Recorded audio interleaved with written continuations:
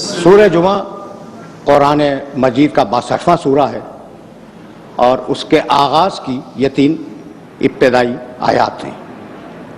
پروردگار نے ارشاد فرمایا کہ یسبح للہ ما فی السماوات و ما فی الارض، اس کائنات کا ذرہ ذرہ اللہ کی بے عیبی کا اعلان کر رہا ہے۔ یہ خالق ہے کون؟ الملک القدوس العزیز الحکیم، یہ بادشاہ ہے، قدوس یعنی بے عیب ہے، عزیز یعنی غالب اور طاقت والا ہے، حکیم یعنی منصوبے کے بغیر کسی کام کو انجام نہیں دیتا۔ 4 نام ہیں اللہ کے۔